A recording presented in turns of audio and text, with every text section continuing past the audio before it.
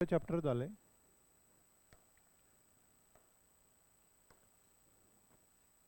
एक पुढे सिम्प्लिफिकेशनचं एक चॅप्टर येतं पुढे, म्हणजे पहिलंच असतं ते.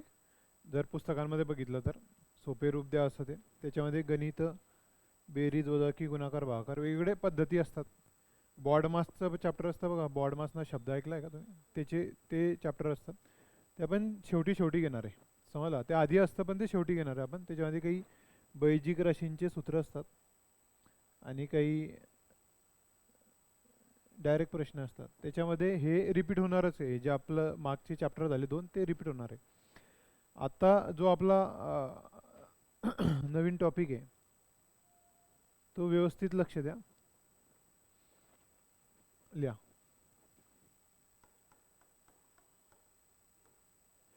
घातांक आणि करणी.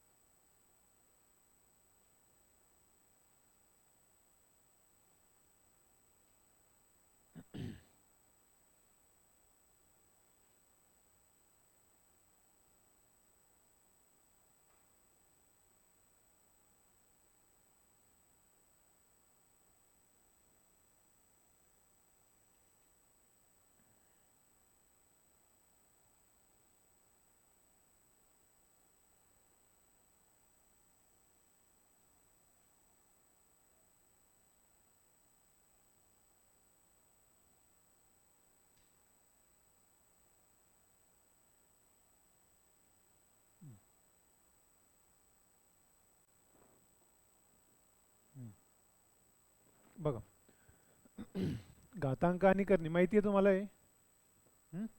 याला सर्ट्स अँड इंडायसेस असं इंग्लिशमध्ये म्हटलं जातं. सर्ट्स म्हणजे हा आणि याला इंडायसेस म्हणतात. हे जे फंक्शन असतं याच्यामध्ये जे दिलेलं असतं त्याला एक्सपोनेन्शियल फंक्शन म्हणतात किंवा एक्सपोनंट म्हणतात. जे असतं याच्यामध्ये दिलेलं, उदाहरणार्थ असं समजा 5चा 3रा घात, हे काय एक्सपोनंट आहे. हा समजलं का? एक्सपोनेन्शियल फंक्शन आहे. आता हे याचा अर्थ काय होतो नेमका तो बघू. हा आहे घात. हा काय असतो? घात. समजलं? याच्यामध्ये याचा अर्थ काय सांगा बरं? 5चा 3रा घात म्हणजे काय? 5 3 वेळा गुणिला. समजलं? म्हणजे तो जो बेस असतो तो किती वेळा गुणिला आहे त्याच्या घाता एवढा, म्हणजे याला म्हणतात बेस. बेस म्हणजे पाया असतो हा, आणि हा काय असतो? घात. पॉवर म्हणा त्याला, काही म्हणा. समजलं? याला इंग्लिशमध्ये म्हणायचं असेल तर 5⁻³ असं म्हणतात, किंवा मराठीत 5चा 3रा घात असं त्याला म्हटलं जातं. लक्ष आलंय? हे एवढंच असतं याच्यामध्ये. करणी म्हणजे काय? करणी ऐकली आहे का शब्द? करणी कवटाल ऐकलाय का? करणी, जैसी करणी वैसी भरणी. तर त्याचा काही संबंध नाही इथे करणी कवटालला. करणी म्हणजे हेच फंक्शन, याचं मूळ जर काढायचं असेल त्याला करणी. उदाहरणार्थ याच्यामध्ये लिहिलं मी. तर हे करणी आहे. समजलं का? रूटमध्ये असणाऱ्या व्हॅल्यू ते बाहेर त्याचं रूट काढायचं आपण. समजलं? आता हे कुठलं रूट आहे? हे वर्गमूळ आहे, हे घनमूळ आहे. असे किती मूळ असतात? तुम्ही पाठ केले ना, वर्गमूळ घनमूळ. अजून पुढे केलंय का?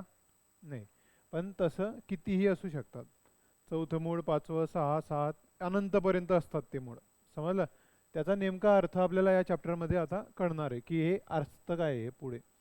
पण हे जे असतं हे घाताच्या स्वरूपात लिहिलेलं आहे, याला इंडायसेस म्हणजे घातांक म्हणतात. आणि याला हे जे मूळमध्ये हे लिहिलेलं आहे असं, याला काय म्हणतात? करणी म्हणतात. समजलं का? यांचा एकमेकांशी संबंध असतो. काय असतो तो हळूहळू बघू आपण. आता बघा, हे समजलं याला काय म्हणतात, पाया वगैरे. आता एक लक्ष द्या. ह्या घातांकांचे काही साधे साधे नियम आहेत. तुम्हाला थोडेफार माहिती असतील, आपण आज पूर्ण बघू. बघा, समजा ए पहिला नियम. पहिला 1 2 3 4 असे नाव लिहायचे तुम्ही. समजा ए एक पाया असेल, त्याचा काहीतरी n घात आहे, आणि दुसरा एच पाया आहे आणि त्याचा घात m आहे, तर यांची बेरीज होते. काय होते? घातांची बेरीज होते. म्हणजे काय? जर समान पाया असेल आणि त्या एक्सपोनंटचा त्या एक्सपोनेन्शियल फंक्शनचा गुणाकार असेल, तर त्यांच्या घातांची काय होते? फक्त बेरीज होते. हे काय आहे नेमकं? उदाहरणार्थ बघा, समजा 7चा तिसरा घात गुणिला 7चा चौथा घात असं दिलेलं आहे. इथे पाया सारखा आहे, 7 7 हा पाया सारखा आहे. मग हा काय होईल? 7चा 3 अधिक 4 म्हणजे 7चा 7वा घात लिहा. इथे तो 7चा 7वा का झाला? अरे 3 वेळा 7 आहे, 4 वेळा आहे, सगळे मिळून किती वेळा झाले? ते 7 वेळा 7 झाले. तेच केले तिथे, वेगळं काही नाही, सोपं आहे एकदम. याच्यात असं कन्फ्यूज होण्यासारखं काही नाही. याला पाया म्हणतात, याला घात म्हणतात, एवढं फक्त लक्ष द्या.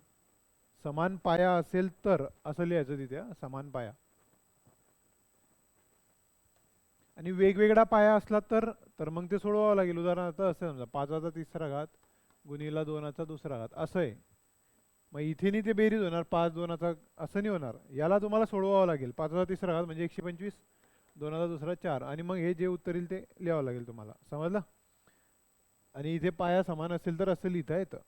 समजलं? पाया कुठलाही असू शकतो. एक्स म्हणजे अक्षर असू शकते, किंवा असे अंक असू शकतो, काहीही असू शकतो. तो सारखा आहे का तो बघायचा. समजलं? आता दुसरा नियम बघा. जर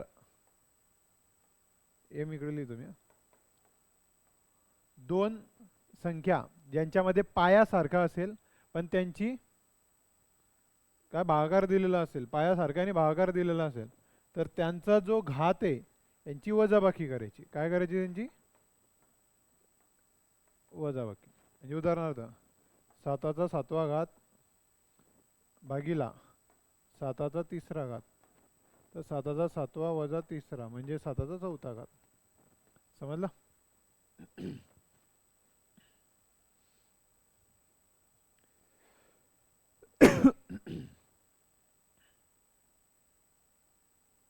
झालंय?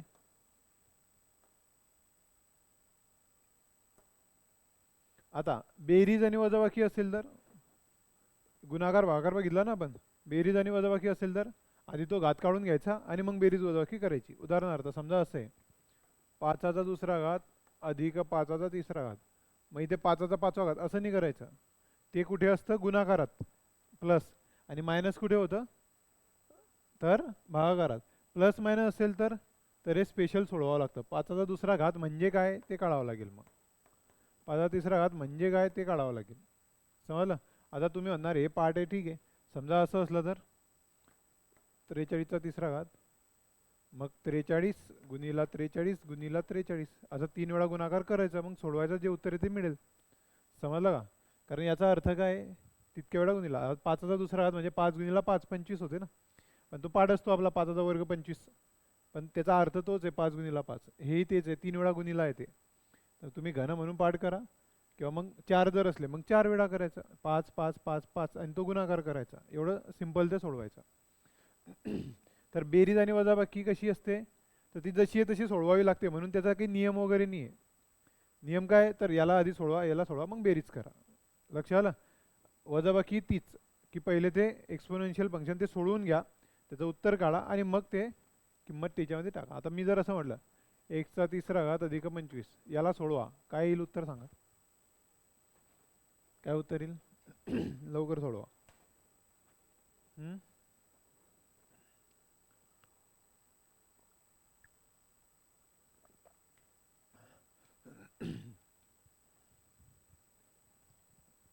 जर असं असलं, याचं काय येईल आणि याचं काय येईल? काय येईल बघा. याचं उत्तर येईल 25x³ करायचा अर्थ तोच आहे, चिपकला आहे म्हणजे गुणिला आहे त्याला. समजलं? आपण असं लिहितो ना 5x वगैरे, 5 गुणिला x असं. हे कसं येईल? काय येईल सांगा? तर याचं काहीच येणार नाही, हे हेच राहील. समजलं का? ते एकची किंमत माहिती पाहिजे, मग ती टाका, मग ती येईल, मग त्याच्यामध्ये ॲड होईल. एकची किंमत त्याने दिली 2, मग 2चा घन 8 अधिक 25 म्हणजे 33 असं उत्तर येईल. केव्हा? जेव्हा किंमत माहिती असेल. इथे किंमत माहिती आहे का आपल्याला? नाही, म्हणजे हे असंच राहील. बेरीज वजाबाकी कशी असते तशीच असते. किंमत माहिती असेल टाका, सोडवा. गुणाकार असा वेगवेगळ्या रूपात लिहिता येतो, भागाकार लिहिता येईल. पुढे लिहा. समजा पाया असेल, तिसरा नियम लिहा. पाया असेल,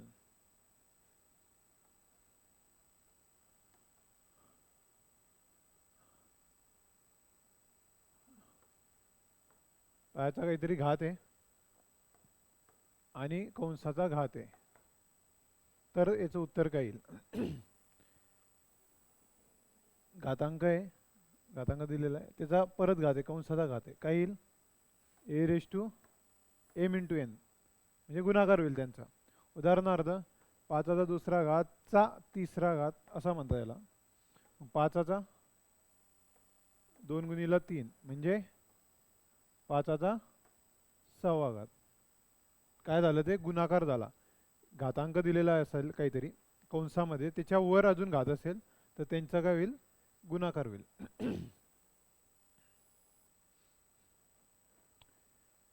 उदाहरण लिहा, हे प्रश्नच असता एक प्रकारे उदाहरण.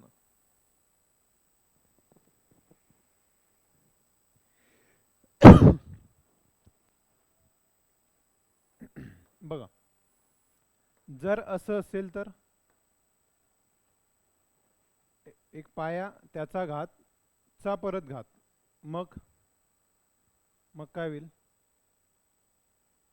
याचं उत्तर हेच असतं, याच्यामध्ये काही बदल होत नाही. उदाहरणार्थ समजा 5चा दुसरा घात चा तिसरा घात असं आहे, तर याला आपण काय म्हणू? 5चा 2 गुणिला 3 6वा घात असं येईल. हे मागचं उदाहरण आहे. आता समजा असं जर असलं तर 5चा दुसरा घात चा तिसरा घात असं असेल तर तर वरून सोडवत आणायचं.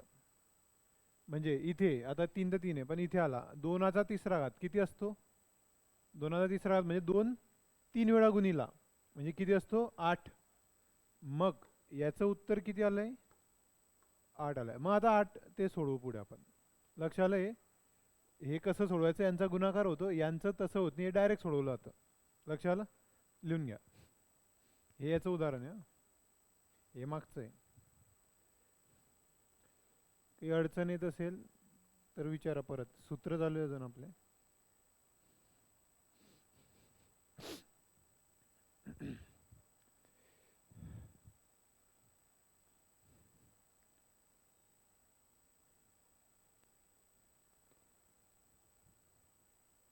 कळलंय?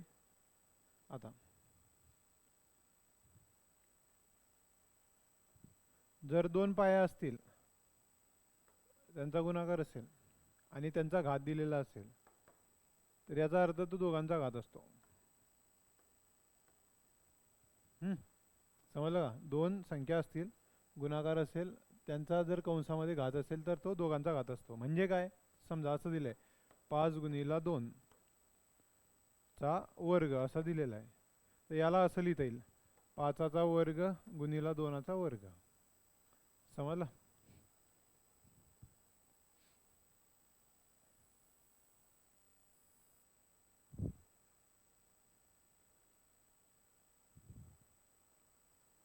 आता इथे काही कामाने येणार ते, म्हणजे हे जे उदाहरण आहे हे अशा उदाहरणात हे कामाने येते. हे नेमकं काय?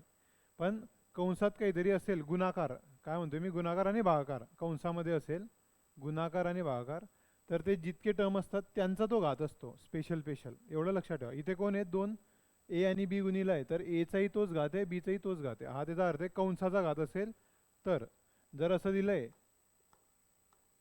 तर मग हा बीचा आहे, फक्त एचं काही घेणं देणं नाही. ए त्याला गुणिला आहे, सहगुणक आहे त्याचा. समजलं का? जर पण असा कंसात असेल तर असं असतं, पण हे असं नसतं बरं का. म्हणजे असं उदाहरण कधी येत नाही तुम्हाला. काय उदाहरण येतं ते सांगतो. पण याचा अर्थ काय होतो बघा. 5 गुणिला 2 किती होतील? 10. 10चा वर्ग किती असतो? 100 असतो. इथे 5चा वर्ग 25, 2चा वर्ग 4, 25 चोक म्हणजे सारखंच आहे. पण अशा ठिकाणी ते हे उदाहरण ठीक आहे इथे इथे लिहिण्यासाठी, पण खरं काय ते बघा असं असतं. 5 एक्स कंसाचा वर्ग असं आलं समजा कंडिशन. मग याचा अर्थ तोच आहे ना, 5 गुणिला एक्स. समजलं? मग याला फोडून लिहायचं असलं तर कसं लिहिता येईल की हा 5चाही वर्ग आहे आणि एक्सचाही वर्ग आहे. म्हणजे याला कसं लिहिता येईल, 5चा वर्ग 25, एक्स म्हणजे माहिती नाही तो जसा तसा लिहिला. समजलं काय? अशा ठिकाणी त्याला यूज होतो. असं असेल समजा ए बी एक्स स्क्वेअर चा स्क्वेअर, याला फोडून कसं लिहिता येईल ते लिहावर. फोडून कसं लिहिता येईल दोघांना.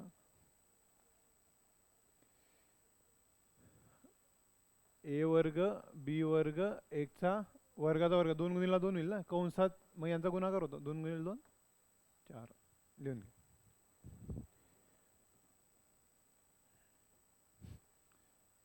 सेम भागाकारामध्ये जाऊ दे. समजा असं आहे तर मग हा भागाकार आहे ना, हा भागाकार आहे. A raise to M B raise to M असं लिहिलं जातं याला.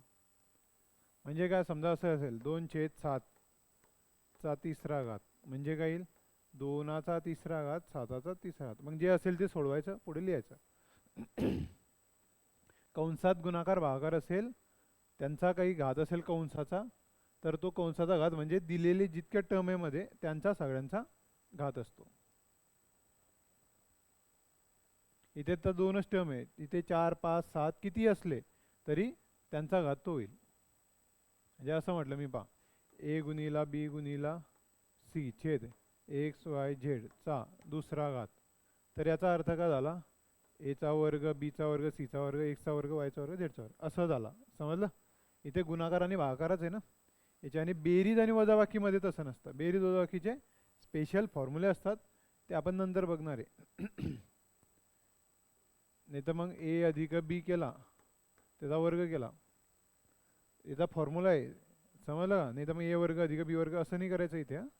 फक्त गुणाकार भागाकार लिहून घ्या मराठीत, की हा फॉर्म्युला फक्त गुणाकार आणि भागाकारासाठी आहे. असं असेल तिथे नाही लागू होणार तो, याचा फॉर्म्युला वेगळा आहे. कारण उदाहरण बघा, समजा 7चा वर्ग अधिक 2चा वर्ग, जाऊ दे 7 अधिक 2 म्हटलं मी, त्याचा वर्ग म्हटला. तर तुम्ही जर असं लिहिलं 7चा वर्ग अधिक 2चा वर्ग, तर काय होईल ते बघू आपण. आता याचा नेमका अर्थ काय, 7 अधिक 2 9, 9चा वर्ग किती आला 81, 7चा वर्ग 49, 2चा वर्ग 4. हे टॅलीनी होते, डावी बाजू उजवी बाजू टॅली होते का, म्हणजे मग हे चुकलंय ना असं. म्हणजे फॉर्म्युला योग्य आहे की नाही ते उदाहरण त्याच्यामध्ये पुट करून बघायचं. समजला? जिकडे इक्वल टू असतं इकडे काय तिकडे काय, तर यांचं काय असतं ते बघून घ्यायचं. आता हा ए अधिक बीचा वर्ग जो असतो तो असा असतो, ए वर्ग अधिक बी वर्ग अधिक 2ab. हे कधीतरी पाहिलं असेल तुम्ही. मग याच्यात किंमत टाका. आता हेच टाकली समजा 7 अधिक 2 9चा 81 आलं इथे. मग इथे 49 होईल, हे 4 होतील, हे प्लस 2 गुणिले 7 14, 14 दुने 28 असं होईल. हे किती झाले बघा, 49 50 51 52, 52 झाले का ते, 49 4 53 अधिक 28. चला एक अचाला एक झाले ना. म्हणजे टॅली म्हणजे हा त्याचा फॉर्म्युला आहे, असा नाही. हे ए जाऊ द्या, हे लक्ष नको द्या, पण प्लस मायनसकडे नसतो असा फॉर्म्युला लिहून घ्या.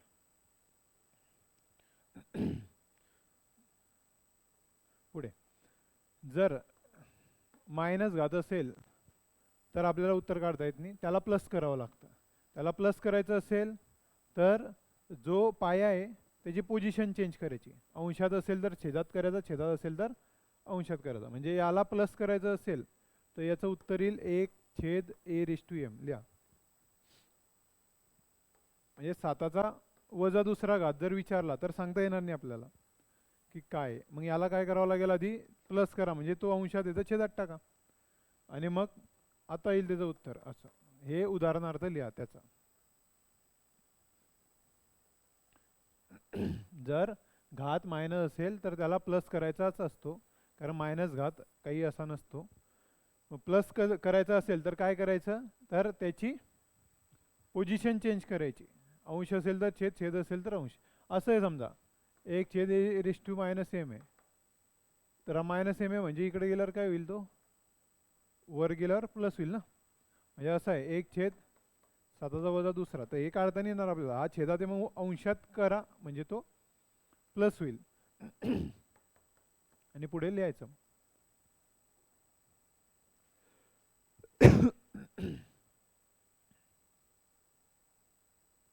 आता हाच फॉर्म्युला कसा लिहिला तो बघा. आता समजा 2 पाया आहेत कंसामध्ये, त्यांचा -m घात आहे. समजलं. आता याला जर प्लस मायनस तर आपल्याला घात पाहिजे नसतो, त्याला प्लस करायचं आहे. म्हणजे काय करायचं, यांची पोझिशन चेंज करायची. अंशातला छेदात, छेदातला अंशात. म्हणजे हे कसं येईल, b/a⁻m हा प्लस होईल. मग कळलं, समजलं. आणि मग द्यायचा b/m a/m, ते मग पुढून हा फॉर्म्युला माहिती आहे तुम्हाला. असा लिहा, 7/5 वजा दुसरा घात.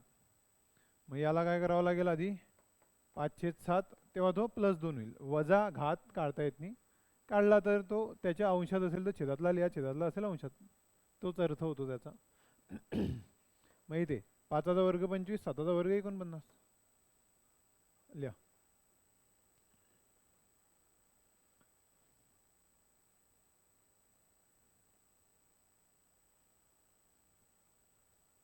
असं असलं समजा a गुणिला b चा -m, तर याचाही अर्थ असा होईल ना, मायनस याचा प्लस करा, काही असं गुणाकार वगैरे सगळं.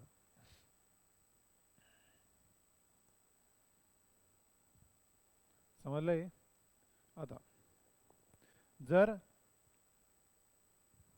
दोन संख्या एकमेकांना इक्वल टू केल्या, त्यांच्यामध्ये जर पाया सारखा असेल तर त्यांचा घात सारखा असतो. म्हणजे काय, समजा असं मी म्हटलं a⁻m बरोबर a⁻n, तर याचा अर्थ काय होईल की आता पाया सारखाच आहे a आणि इक्वल टू a, म्हणजे हा सारखा असेल, म्हणजे इथे काय होईल, m बरोबर n होईल.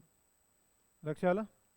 म्हणजे समजा मी असं म्हटलं की x चा 5वा घात बरोबर x चा a घात, असं म्हटलं तर x तर सारखाच आहे, म्हणजे हे पण सारखं असेल ना तरच ते इक्वल टू आलं ते.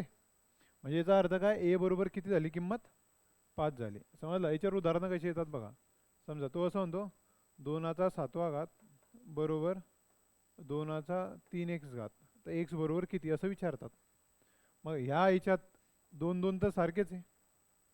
मग इथे याचा अर्थ हे इक्वेशन मिळालं आपल्याला, म्हणजे 7 बरोबर 3x. मग x विचारला, x इथेच ठेवा, 3 इकडे पाठवा, 3 गुणीला इथे आल्यावर भागीला होईल, म्हणजे x बरोबर किती आला, 7/3. असं असे गणित विचारले जातात ह्या फॉर्म्युल्यावर. समजलं, लिहून घ्या. अजून फॉर्म्युले सुरू आहे आपल्या,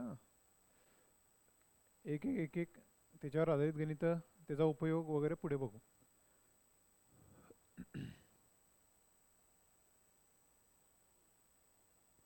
आणि खूप सोपे फॉर्म्युले, दिसताना खूप मोठे दिसत आहेत पण सोपे एकदम, काही कठीण नाही त्यात. वारंवार बघा त्याला फक्त. झालंय. बघा पुढचं बघा. जर घात सारखा असेल आणि इक्वल टू असेल तर पायाही सारखा असतो. म्हणजे काय, हाच फॉर्म्युला आहे, फक्त कसं आहे बघा, a⁻m इक्वल टू b⁻m. इथे कोण सारखा आहे, आता घात, आणि इक्वल टू दिलेला आहे. तर घात सारखा आहे, इक्वल टू दिलाय, म्हणजे पाया सारखाच असेल, म्हणजे याच्यावरून a बरोबर b आहे. इथे प्रश्न कसा असतो बघा, 2चा 7वा घात बरोबर x चा 7वा घात, हे उदाहरण लिहा. आता इथे 7 तर सारखाच आहे, याचा अर्थ काय झाला की 2 बरोबर x म्हणजे 2, म्हणजे x ची किंमत किती आली, 2. हे लिहून घ्या. या गणितांमध्ये असं काही असं वेगळं काही नाही आहे, एकदम सोपं आहे या फॉर्म्युल्यांमध्ये.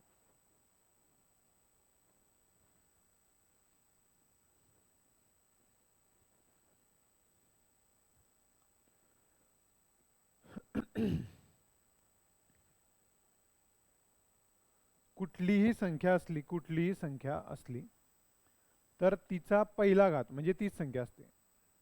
कोणतीही संख्या असेल तर तिचा पहिला घात किती असते, तीच संख्या असते. म्हणजे काय, 5चा पहिला घात म्हणजे 5, a चा पहिला घात म्हणजे a, कारण 5 एक वेळा गुणिला म्हणजे 5च.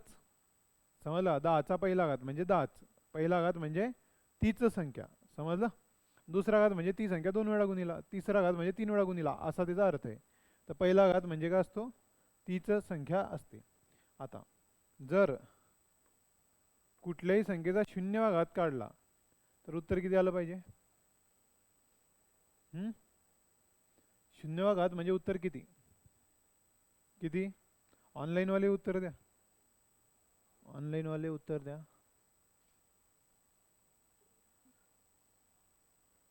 कोणाला बोलायचं असेल तर त्याने हँड रेज करा.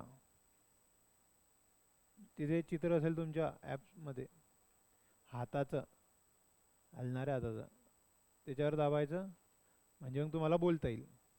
आहे का कोणी त्याला बोलायचं आहे?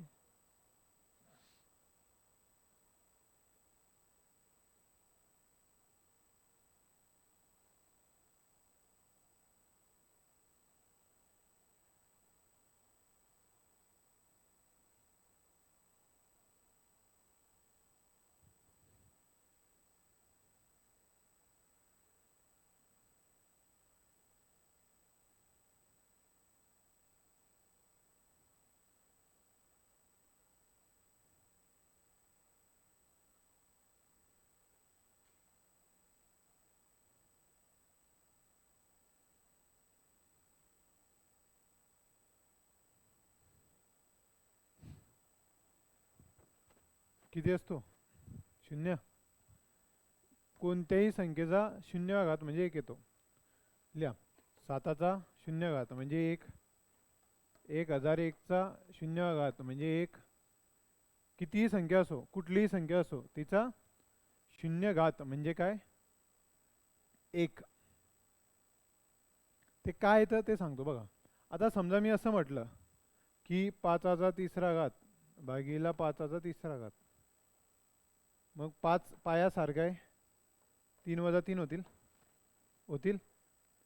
मग 5चा कितवा घात आला? 0 आला. आणि याला जर तुम्ही असं लिहिलं 5चा तिसरा घात आणि 5चा तिसरा घात असं लिहिलं, कट होतील ते. मग काय उरेल? 5 1 5, 1 उरेल. म्हणजे याचं उत्तर असं 1 येते आणि असं 5चा 0. म्हणजे कोणाचाही 0 घात काढा तुम्ही, 0 घात काय असंच कुठेतरी येईल. मग 0 घात आला तर काय समजायचं? 1 आहे. आणि पाठ करा ते. 0 घात म्हणजे 1 असतो. 0 घात म्हणजे 1 असतो. सोपी गोष्ट आहे. फक्त पुढे पुढे गेले आपण की मागचं सपाट होत जातं. त्याच्यामुळे ते लक्षात ठेवा, हायलाईट करून ठेवा ते.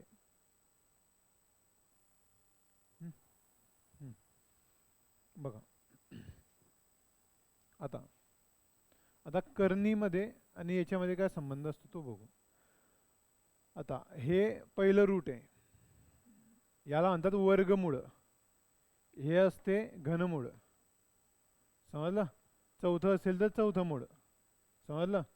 याला म्हणतात स्क्वेअर रूट, याला म्हणतात क्यूब रूट.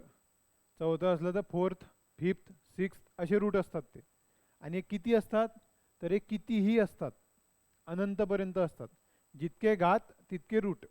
मग घात किती अनंत आहे ना, कोणाचा किती घात असला पाहिजे ठरलेलं आहे का? इतकाच असला पाहिजे, अनंत लिहू शकतात. तसं हे रूटही अनंत असतात. पाठ फक्त कोणते करतोय आपण? Square, cube. दुसरं पाठ करत नाहीये. समजलं? पण ते अनंत असतात. समजलं? म्हणजे आपल्याला पाठ किती कमी करायचं आहे? 30 पर्यंत पाढे पाठ करायचे. पण पाढे 30 पर्यंतच आहे का? 1 ते 10चा पाढे पाठ आहे ना तुमचे.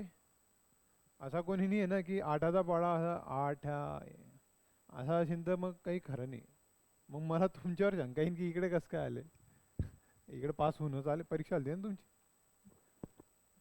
असा कोणी आलाय का? चाल मावशीचा पोरगा चालला मावशी, असं नाही आहे ना कोणी.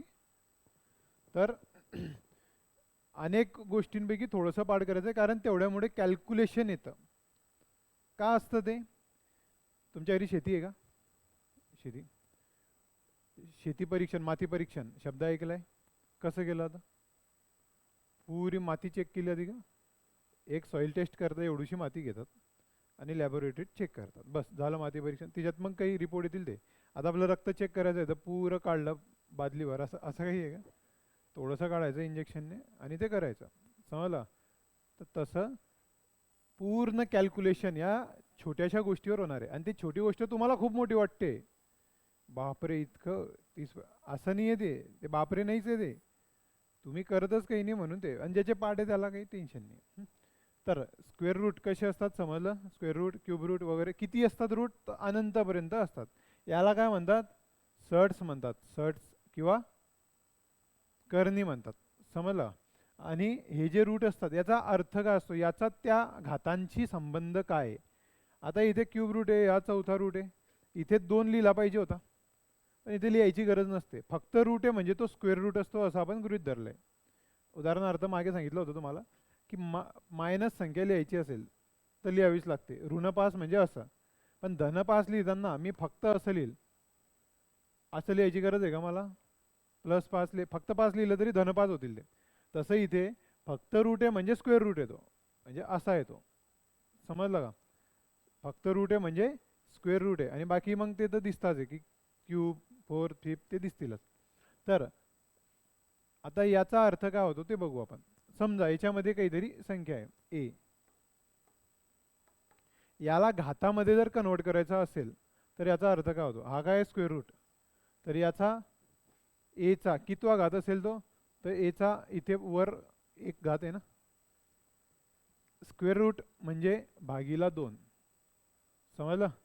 इथे ए कुठलाच घात नाही म्हणजे पहिला घात आहे, कुठला घात नाही म्हणजे पहिला घात आहे, मध्ये बघा काहीच नाही म्हणजे एक असेल. मग हा 3 आहे, 3 छेदात काय येईल मग? 3. क्यूब रूट म्हणजे 1/3 झालंय. फोर्थ रूट म्हणजे काय? एचा 1/4. असं सेवन्थ रूट म्हणजे एचा 1/7. समजा मी असं लिहिलं, एचा क्यूब, याला जर मला घातात लिहायचं आहे, प्युअर घातामध्ये लिहायचं आहे, तर याला कसं लिहिता येईल? एचा किती छेद किती काय?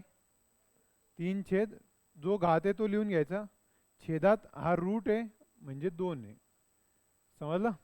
याला असं कन्वर्ट करायचं. हे कुठे काम आहे? तर समजा मी असं म्हटलं की 5चा दुसरा घात गुणिला रूट 5चा तिसरा घात, मग हे कसं करणार? मग दोघी घातमध्ये पाहिजे किंवा दोघी करणीमध्ये पाहिजे. दोघी घातमध्ये करू, ऑप्शन घातमध्ये समजा. मग मी काय करेल, याला 5चा दुसरा घात गुणिला हा काय असेल? 5/3/2 घात असा असेल. मग आता मला सोडवता येईल की पायासारखा आहे तो एकदा लिहा, आणि यांची काय करा, बेरीज करा. हे 2 4 + 3 म्हणजे 7/2 असेल. लक्ष आलंय? लिहून घ्या. हे असं लिहून घ्या. याला कन्वर्ट कसं केलं, करणीला कन्वर्ट कसं केलं ते बघा, आणि कुठे काम येईल ते त्याचं उदाहरण लिहून घ्या.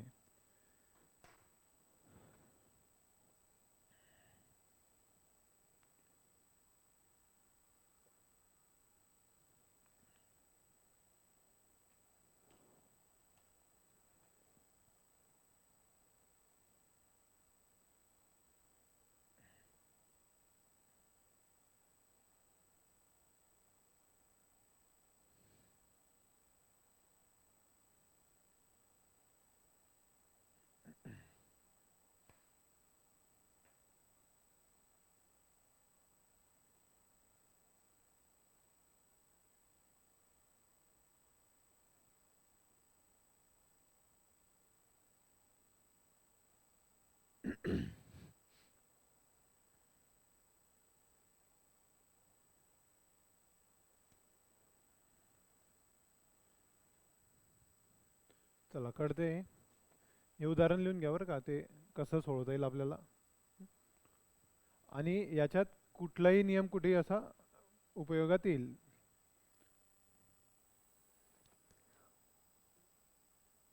झालं? झालं का?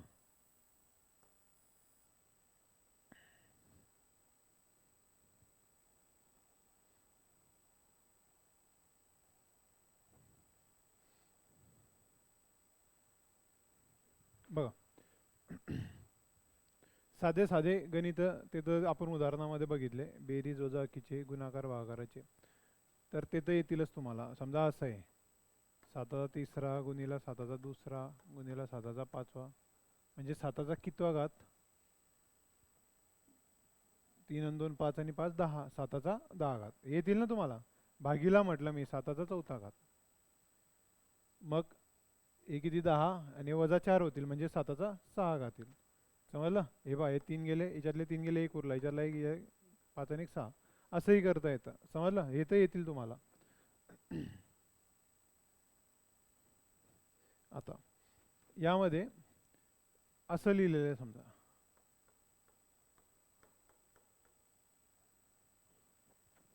घात.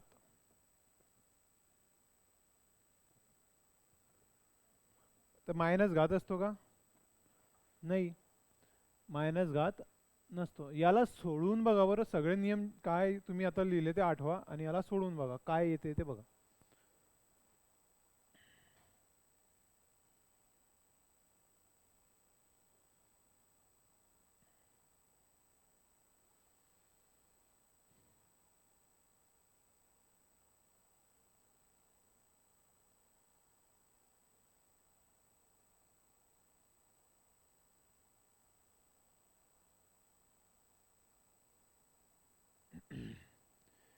तिथे मराठीत लिहून घ्या की घात कधीच मायनसमध्ये घ्यायचा नसतो, मायनसमध्ये उत्तर येत नाही.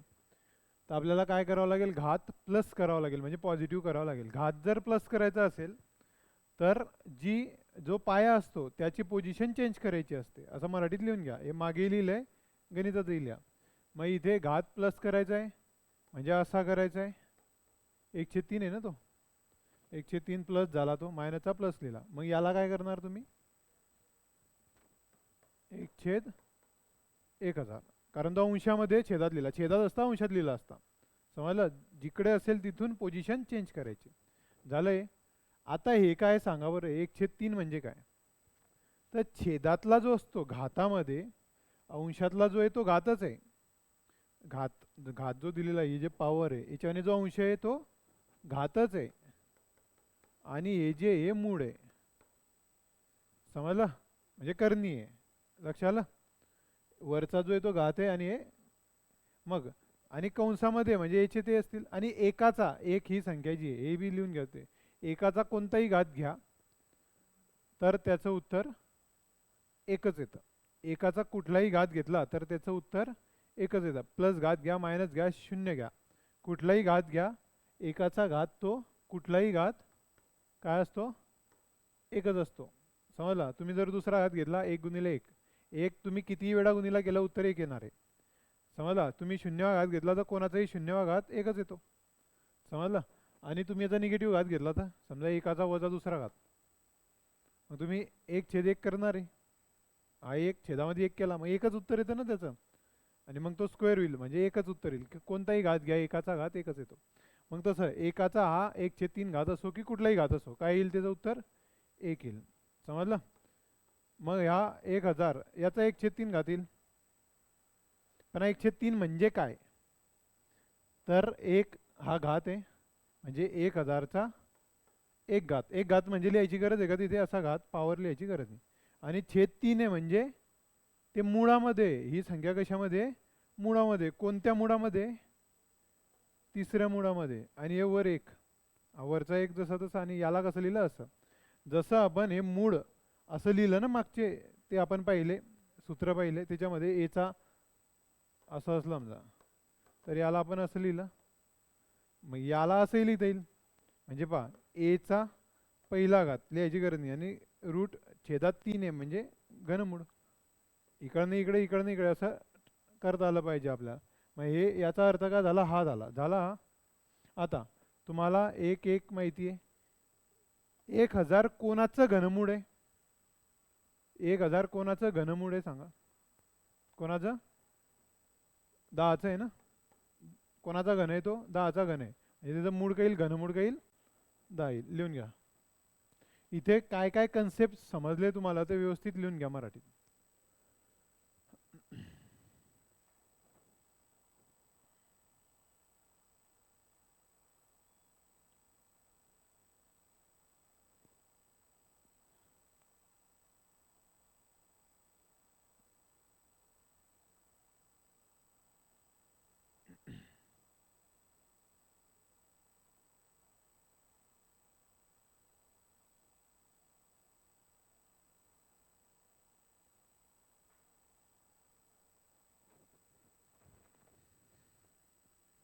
झालं. हे असं लिहून घ्या बरं, याला घात म्हणतात, याला मूळ म्हणतात, असं लिहून घ्या.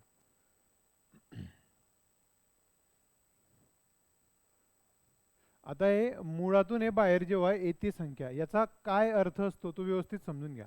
पुढे समजून घेऊ आपण, पण इथे समजून घेऊ. उदाहरणार्थ काय असतं ते बघा, की मुळामध्ये एखादी गोष्ट आहे म्हणजे काय आहे, ती बाहेर कशी येते. जे पाठ येते ते येणारच आहे, पण जे पाठ नाही ते कसे बाहेर काढायचे ते बघू आपण. आता समजा 25 वर्गमुळात आहे, 25 वर्गमुळात आहे. आता 25चं वर्गमूळ म्हणजे 5 हे माहिती आहे तुम्हाला, पण ते का आलं तर एक लक्ष द्या, की जर जर घात असेल तर तितक्या वेळा गुणिला असतो. घात असेल तर तितक्या वेळा गुणिला, 5चा दुसरा घात म्हणजे 5 2 वेळा गुणिला. पण वर्गमूळ जर असेल तर वर्गमूळ म्हणजे 2, घनमूळ म्हणजे 3, असं लक्षात ठेवा. तर मुळामध्ये जे दोन सारखे गुणाकार आहेत तो बाहेर येताना एक वेळा येतो.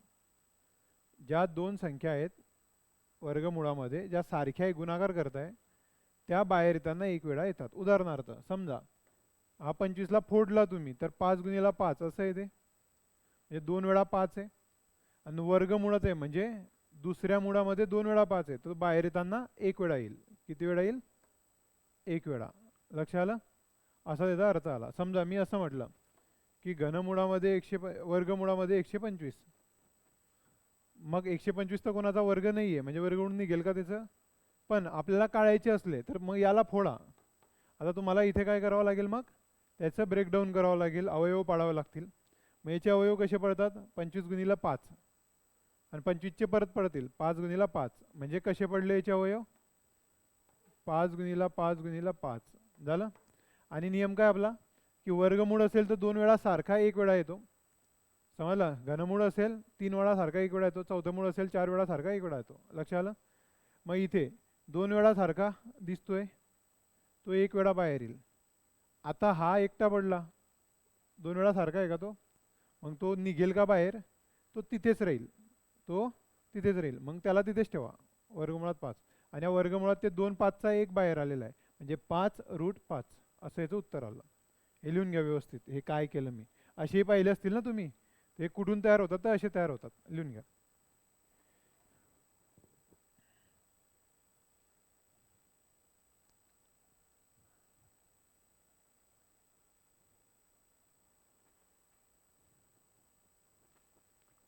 असं जर केलं तर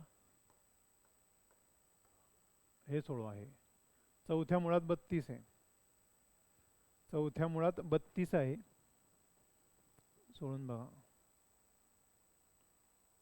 चौथ्या मुळात 32 आहे.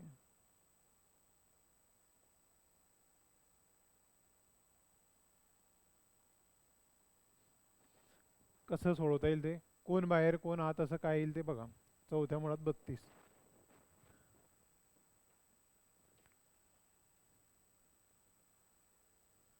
ऑनलाईन वाले उत्तर द्या.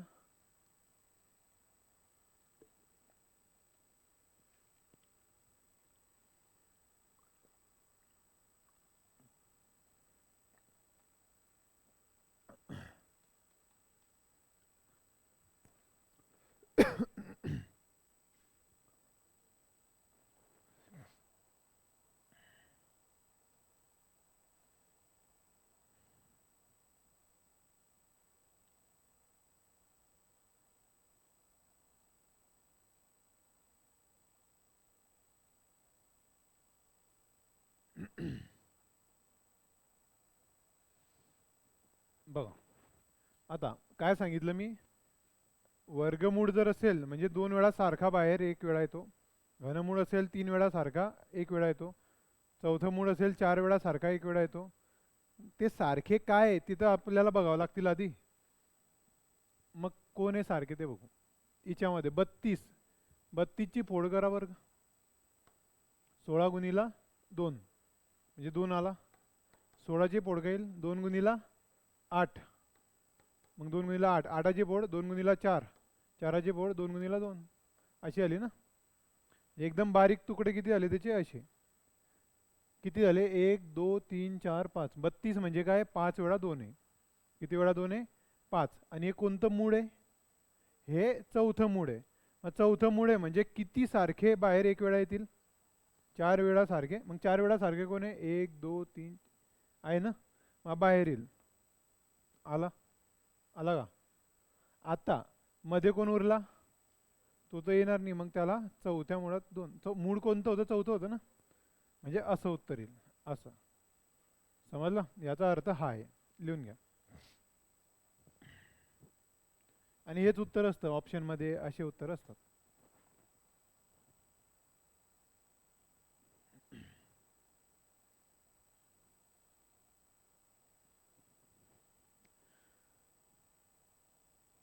जर मी असं म्हटलं तर याला कसं लिहिता येईल सांगा बरं? वर्गमुळात 75 आहे. बाहेर काढाच, काही ना काही जबरदस्ती बाहेर काढा.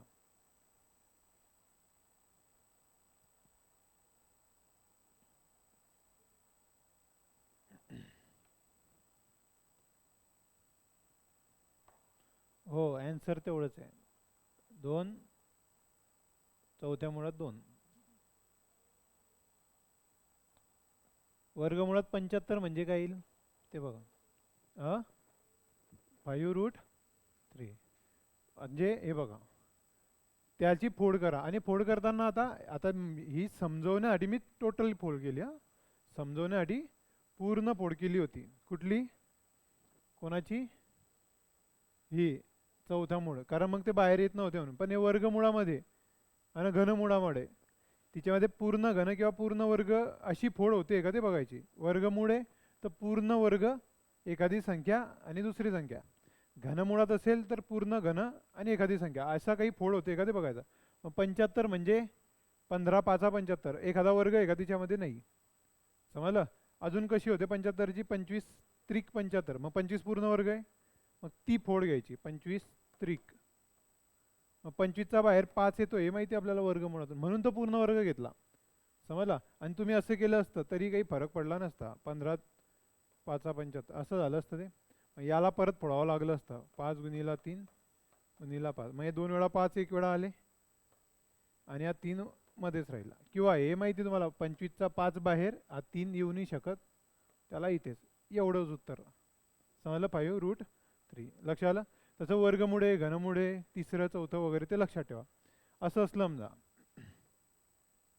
पाचव्या मुळात एक्सचा 8वा, वायचा 9वा, झेडचा 4था, याला कसं सोडवणार ते सांगा.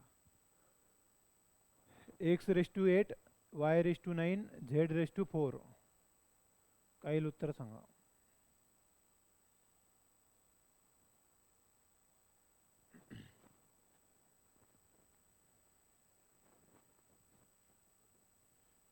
हे करणी समजते ना, याचा अर्थ काय आहे? बघा आता 5वा घात आहे आपलं, 5वं मूळ आहे, तर बाहेर 5 सारख्यापैकी एक आहे. आता इथे एक्स किती वेळा आहे? 8 वेळा. आणि गुणाकारच बरं का, गुणाकारच. आणि छेदा असला भागाकार तर ते बाहेर काढायचे. समजलं का? नाही तर त्याने असं म्हटलं 5 अधिक 5 कंसात दिलाय आणि वर्गमुळात 2 वेळा 5 एक वेळा, असं करायचं नाही. समजलं का? इथे आधी बेरीज होऊन जाईल मग ते करायचं. मग 5 आणि 5 10, मग येतोय का बाहेर? काही येत नाही आहे, असं ते येईल. पण गुणाकार असले तर ते बाहेर येतं. आपण जे अवयव पाडतोय ते गुणाकारच असतात ना. समजलं? तसं आहे, हे गुणाकारच आहे सगळं. एक्सचा 8वा घात म्हणजे एक्स 8 वेळा आहे, त्याच्यापैकी 5 वेळा जो असेल तो एक वेळा बाहेर येईल. समजलं का? एक्स 8 वेळा इमेजिन करायचे, 8 वेळा आहे. 8 पैकी जे 5 आहे तो 5 पैकी एक बाहेर आला. उरले किती मध्ये? आणि मूळ कोणते? 5 आहे. उरले किती मध्ये आता? 5 पैकी एक आला म्हणजे 3 उरले, म्हणजे एक्सचे 3 इथेच राहतील.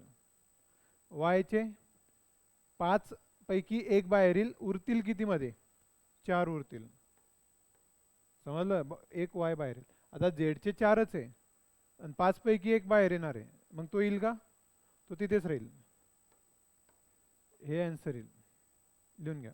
xy√5. हे समजण्यासाठी उदाहरणं घेतोय आपण ना, की याचा अर्थ काय होतोय, रूटचा नेमका तो अर्थ समजून घेण्यासाठी घेतोय आपण. आता यावर जास्तीत जास्त गणितं घेऊ आपण. हे जे नियम झाले वगैरे याच्यावर कसे तुम्हाला जे पडतात ते.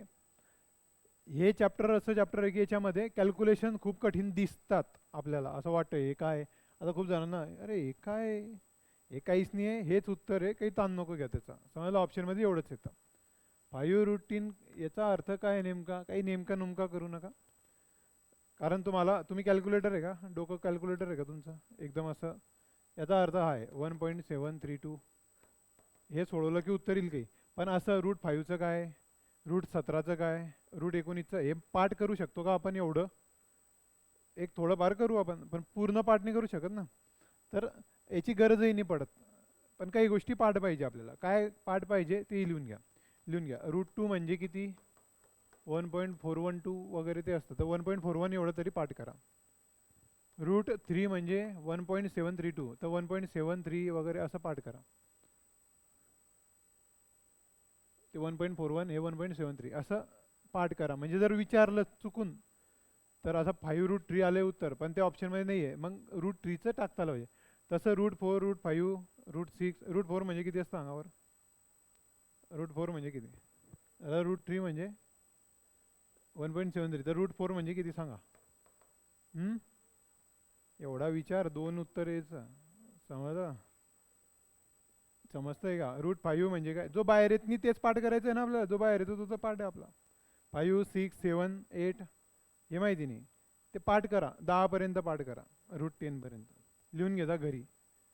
तुमच्याकडे कॅल्क्युलेटर आहे मोबाईलमध्ये, त्या टाका रूट 3 म्हणजे येतं का, खूप मोठं येते त्या, 2 डिजिट घ्यायचे फक्त, 2 2 डिजिट घ्यायचे पॉईंट नंतर.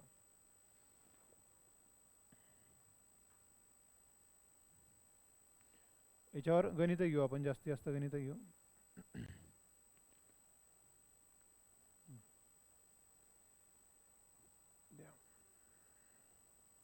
यात काही अडचण आहे कुठल्या टॉपिकमध्ये, कोणाला काही विचारायचं आहे, ऑनलाईन कोणाला काही विचारायचं आहे?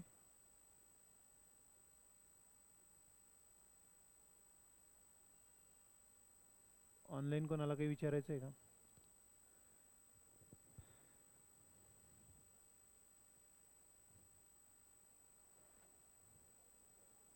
बघा, एक एक ॲटिट्यूड असतो, लर्निंग ॲटिट्यूड शब्द ऐकला का तुम्ही? ॲटिट्यूड म्हणजे काय? ॲटिट्यूड चांगला शब्द आहे. ॲटिट्यूड म्हणजे दृष्टिकोन, समजला. ॲटिट्यूड म्हणजे दृष्टिकोन, की तुम्ही काय बघतात, समजला, तुम्ही काय बघतात. आता हे बॉटल आहे, काही म्हणतील अरे अर्धी खाली आहे, काही म्हणतील अर्धी भरलेली आहे, तर दोघीमध्ये वाक्यांमध्ये वेगवेगळा व्हायब्रेशन आहे. निगेटिव्हवाला खाली खालीच करतो, काहीच नाही आहे, पैसे असतात 50 एक रुपये, आणि पॉझिटिव्हवाला काय म्हणतो 50 आहेत अजून, समजला, पेट्रोल टाकता येईल असं. तर ते दृष्टिकोन, त्याला म्हणतात ॲटिट्यूड. मग तुमचा ॲटिट्यूड कसं आहे, तर तुम्हाला 1 2 प्रश्न विचारले की समजते की हा निगेटिव्ह आहे की पॉझिटिव्ह आहे, समजला. तर लर्निंग ॲटिट्यूड काय ठेवायचा माहिती आहे का, कसं असलं, हे जाऊ द्या, पॉझिटिव्ह निगेटिव्ह जाऊ द्या, काही नसतं ते पॉझिटिव्ह निगेटिव्ह, त्याच्या भानगडीत पडू नका. थिंक पॉझिटिव्ह, थिंक निगेटिव्ह, काहीच घेणं नाही आहे जीवनामध्ये त्याचं. तुम्ही मग कशाचं आहे, काहीच नाही आहे. जे घडतंय ना ते काय घडतंय, फक्त काय याचा अर्थ काय, हे म्हणजे काय, हे फक्त स्वतःला विचारा. कारण आपण जन्म घेतलाय मी कोण हे समजून घेण्यासाठी. हे ऐकलं असेल ना तुम्ही कधी, म्हणून रडताना तर कोहम रडतो, तो काय काय करतो ना लहानपणी, कोहम म्हणजे मी कोण आहे, आपल्या उपनिषदांमध्ये सांगितलं तसं. पण लर्निंग ॲटिट्यूडचं उदाहरण सांगतो मी, की जर तुम्हाला स्पर्धा परीक्षा चांगली करायची असेल, शिकून घ्या ही याचा नेमका अर्थ काय त्याचा.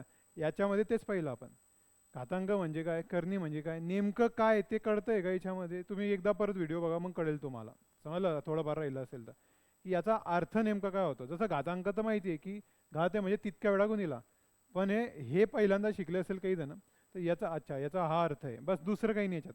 आणि आतापर्यंत तुम्ही फक्त वाहत होते, ते ओझं वाहत होते, म्हणजे लसावी मसावी हा माहिती आहे, सांग बरं काय माहिती नाही. काही जणांना काढता येते पण नेमकं काय ते माहिती नसते. तसं नेमकं काय ते लक्षात घ्या. उदाहरणार्थ एक गणपती बाप्पा बसले, बसले का गणपती बाप्पा, बसले का गणपती बाप्पा घरी. गणपती अथर्व शीर्ष असते माहिती. अथर्व म्हणजे काय सांगा, नाव असतं, इथे बी नाव आहे कोणाचं तरी, अथर्व नाव आहे का रे, त्यालाच त्याचा अर्थ माहिती नसेल ना. अथर्व आहे का कोणी हिच्यात नाही, तुमच्यापैकी आहे का अथर्व, होता आता इकडे, अथर्वलाच अथर्वचा अर्थ माहिती नसेल. थर्व, थर्व, थ व तोरपा, थर्व म्हणजे अनस्टेबल. अनस्टेबल माइंड, ऐकलं का? अनस्टेबल, गोंधळात असलेला, इकडे तिकडे गडबड करणारा. आणि अथर्व म्हणजे स्टेबल, स्थिर. तुम्ही अभ्यास केव्हा करू शकता? 17 विचार करता, इकडे लक्ष येत आहे, हा काय पाहतोय, तो काय करतोय, असं, आणि मग अभ्यास, असं होईल का? अनस्टेबल होणार ना मग. लगेच अभ्यास करता, मग आता शेंगदाणे खाऊ की फुटाणे खाऊ, मग डब्यात काय असेल, मग हिच्यात काही आहे का, मग चॉकलेट कुठे गेली, आणि मग अभ्यास, असं होईल का कधी? स्टेबल व्हावं लागेल, स्थिर व्हावं लागेल, म्हणून आपण डोळे बंद करतो वगैरे, स्थिर होण्याचा प्रयत्न करतो. त्याचा अर्थ असतो अथर्व. तुम्हाला जर स्थिर व्हायचं असेल तर बेटा माझ्याकडे या, माझ्या समोर बसा आणि माझं ध्यान करा, असे गणपती बाप्पा आपल्याला सांगतात. मग अथर्व शीर्ष पठन करा. समजला? मग काय त्या अथर्व शीर्षामध्ये गणपतींचं वर्णन आहे की ते काय आहे. त्वमेव प्रत्यक्षम तत्वमसी, तुम्ही तत्व आहे. त्वमेव केवलम कर्तासी, तुम्ही करते तुम्हीच आहे. म्हणजे माझ्या जीवनात जे काही होते तुम्ही करताय. म्हणजे आपण फोकस पुरा गणपती गणपती गणपती गणपती शेवटपर्यंत. त्याला म्हणता स्टेबल माइंड करतोय आपण. समजलं का? गणपती बुद्धीची देवता आहे ना, आपला बुद्धी स्थिर स्थिर बुद्धी होण्यासाठी त्यांच्यासमोर बसायला, असा त्याचा अर्थ आहे. मग तू अथर्व शीर्ष सगळे वाचताय, ज्याचं पाठ आहे त्याला विचारायचा अर्थ अथर्व म्हणजे काय, नाही येणार त्याला. तुम्हाला स्पर्धा परीक्षा जर द्यायची असेल तर हाय ॲटिट्यूड ठेवा. तुम्ही group D, group C, army फिरमी, तुम्ही डायरेक्ट UPSC देणार. UPSC वाले काही मान लोक नाही एकदम, एवढं लक्षात घ्या, ते माणसंच आहे. फक्त ते कोणते लर्निंग ॲटिट्यूड, हे नेमकं काय, ते नेमकं काय. भारत आणि अमेरिकामध्ये गडबड झाली टॅरिफवरून. टॅरिफ म्हणजे काय, काय असते, गुगलवर शोधा बस. प्रश्न विचारा, उत्तर सगळे आहेत, सगळ्या थेऱ्या अवेलेबल आहेत. तुम्ही फक्त प्रश्न योग्य विचारा. तुम्ही AI पाहिलं? AI मध्ये जर सूचना चांगल्या दिल्या तर तिकडनं आउटपुट एकदम चांगलं मिळतं. सूचना चुकीच्या द्या, आउटपुट मिळत नाही. प्रॉपर इनपुट दिलं तर येतं. AI शिकायचं असेल तर सांगा मला, मी तेही शिकवेल तुम्हाला इथे ऑनलाईन. समजलं कसं वापरायचं, काय करायचं, कारण त्याची गरज आहे सध्या. समजलं? पण जेवढं इनपुट चांगलं तेवढं आउटपुट चांगलं. तुम्ही जितका चांगला प्रश्न विचारणार तेवढं चांगलं उत्तर तुम्हाला मिळेल. तुम्हाला शिकण्याची इच्छा आहे आणि प्रश्नच विचारता येत नाही, मग काय होईल? कशाचं ज्ञान आणि कशाचं काही. तुम्ही उपनिषद बघा, जाऊ द्या, गीता माहिती आहे, कृष्णाला अर्जुनाने प्रश्नच विचारला नसता तर कशाला गीता तयार झाली असती? कृष्णाचं हा बस आता मी ज्ञान देतो असं नाही आपल्याकडे. शिष्य विचारेल. नाही, गरुड पुराण माहिती आहे, कोणीतरी गेला आपल्या वाचता तिथे, तिथे गरुड प्रश्न विचारतो, विष्णू भगवान उत्तर देतो. शिवपुराण माहिती आहे, पार्वती प्रश्न विचारते, शंकर भगवान ज्ञान देतात. प्रश्न विचारल्याशिवाय ज्ञान नसते आपल्याकडे तरी. समजलं का? कारण आपल्याकडे प्रश्न विचारायला मुभा आहे. तसं तुम्ही प्रश्न विचारा, याचा अर्थ काय, त्याचा अर्थ काय, हे नेमकं काय, ते गुगलमध्ये शोधा. समजलं? त्याला म्हणतात लर्निंग ॲटिट्यूड. गणपती बाप्पा